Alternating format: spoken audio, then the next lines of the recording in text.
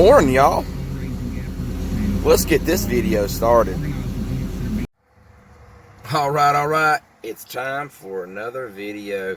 I've had quite a few subscribers and viewers ask me about the truck. They're looking at getting one. They want to know if it's going to be a good buy, blah, blah, blah. First off, I just want to tell you this. Buy a vehicle that suits what you're going to be doing on a daily, okay? If you're going to be doing a lot of pulling, you need to make sure you have a V8 or a diesel, depending on how heavy you're pulling, okay? So, that's my opinion on that. Now, when it comes to what I have right now, which is an 06 1500 Hemi 5.7, I love this truck. I've had it for over 2 years, and I've pulled a lot of stuff. I've done road trips with it, and it's been a really good truck, I will tell you. Now, I've never been a huge Dodge fan, so whenever I was buying, I was looking hard for a Chevy, and all the ones I found were way overpriced, or I would get one that was a decent price, and it was ragged out. It was garbage. So I found a good deal on this truck. I liked the color. I liked that it had the 4 doors on it. It was just a nice looking truck. It didn't have a tow package, so I know it wasn't hurt when it comes to towing goes. But I know what I'm looking at when it comes to vehicles and stuff. So number one, I did my research. Number two, I looked at from top to bottom. I found a couple of issues. It did have a slight lean to the left, so I knew I was going to have to replace the struts up front. Your older trucks, they have torsion bar keys from the 06 up. Hemis goes 1500s, they have your struts up front. So I knew right then and there I was going to be replacing those.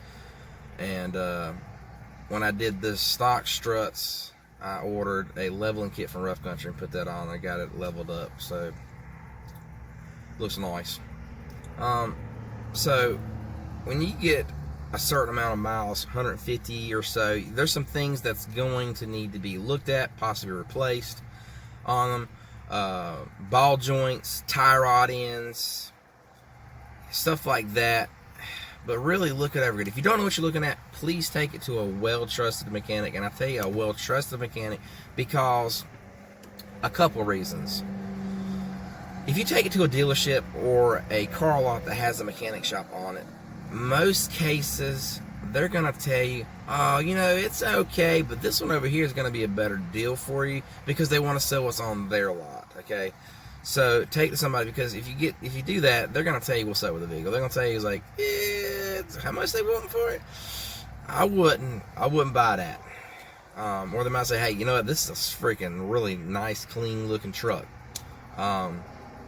If it has some repairs, ask them, all right, so how much would it cost them to replace that? And then take that into account and go back to the seller and be like, look, you got this, and this wrong. It's going to cost me this much to get it fixed.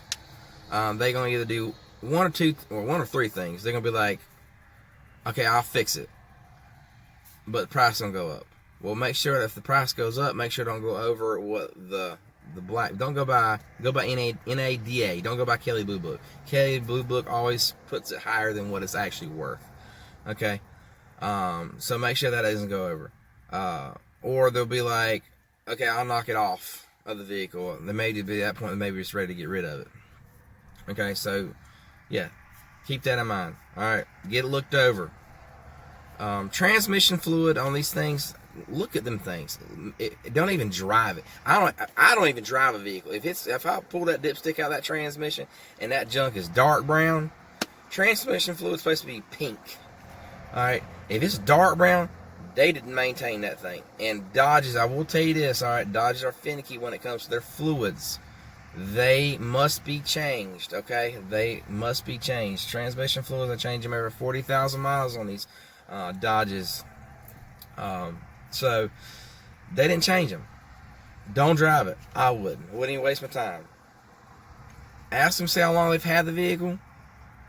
See if they can tell you the type of history they've done to it, what they've had doing it.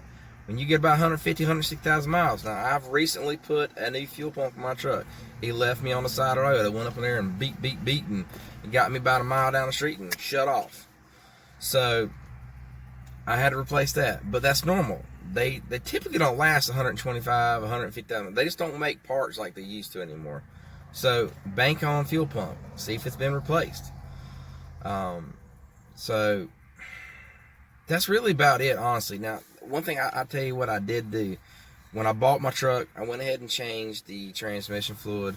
The torque converter shortly after I got it. Matter of fact, I changed the tranny fluid and the torque converter when I got it, about a month after I got it.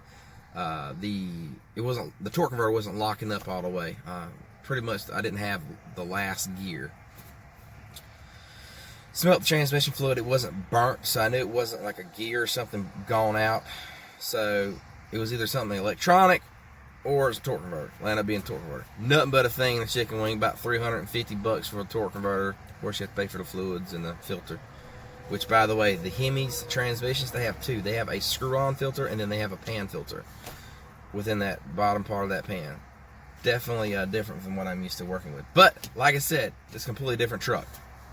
But, very good truck. I will tell you that. If you want to buy one, I would say go for it. Just make sure it's been very well taken care of. There's no sketchiness going on with the buyer.